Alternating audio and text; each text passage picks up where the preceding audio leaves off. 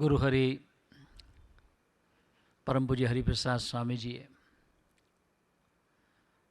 યોગીજી મહારાજનો સંકલ્પ 1962નો હતો કે અમરીશો બનાવવા લિસ્ટ બનાવડાવ્યું, પણ 76 જ થયા. 76 થયા પણ બોલાવ્યા ત્યારે ખાલી 2 જ આવ્યા, બાકી 74 ન આવ્યા. ગુરુ ભક્તિ કોને કહેવાય?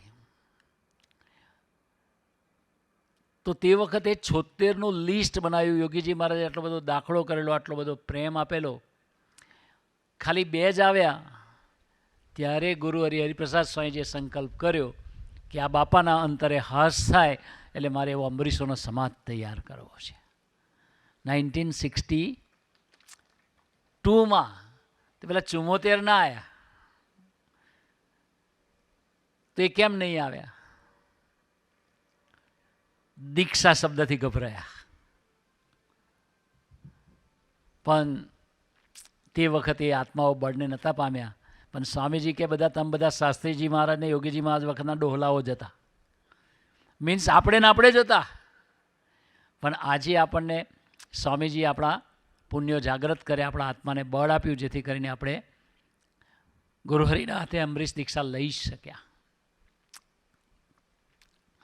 વાત એ કરવી છે કે સ્વામીજી પોતાને એટલો બધો ઉમંગ હતો અમરીશ દીક્ષા આપે ત્યારે. 23/1/86ના દિવસે આપી હતી પહેલી વખત. પણ સ્વામીજી વાત કરી એમ કે દિવાળીના દિવસમાં વ્યક્તિને કેટલો આનંદ થાય. સ્વામી કે 1000 દિવાળીમાં જેટલો આનંદ કોઈને થાય એના કરતાં વધારે આનંદ જ્યારે હું અમરીશોને દીક્ષા આપું છું ત્યારે મને થાય છે. તો એ વિચાર કરીએ કે મતલબ એનાથી બીજો કોઈ એમને આનંદ જ નથી એમ. બીજી બાજુ દીક્ષા તો એ આપે છે, આપણા જીવને બિરુદ પણ એ આપે છે. અને ત્રીજી બાજુ દીક્ષા શેના માટે આપે છે? સ્વામીજી કે કોઈ હરિભક્ત હોય અને નિષ્ઠાથી સત્સંગ કરે અને કદાચ કોઈ દીક્ષા ના લે, અને દીક્ષા લે તો દીક્ષા નહીં લેનાર અને દીક્ષા લેનારમાં ફરક શું? અંતકાળે તો ભગવાન બધાને તેડવા જવાના છે ને અક્ષરધામ તેડી જશે. પણ સ્વામીજી કે અમરીશ દીક્ષા લીધી હશે તો સ્વામીજી કે એ અમરીશને અક્ષરધામમાં બાપા અને શાસ્ત્રીજી મહારાજ ભેટશે. અમારે એક 65 વર્ષના હરિભગતે જીદ કરી મને અમરીશ થવું છે સ્વામીજી પાસે. મેં કહું દાદા હવે અક્ષરધામની રાહ જુઓ ને. 65 થયા તો રડવા લાગ્યા. મેં કહું કેમ રડો છો?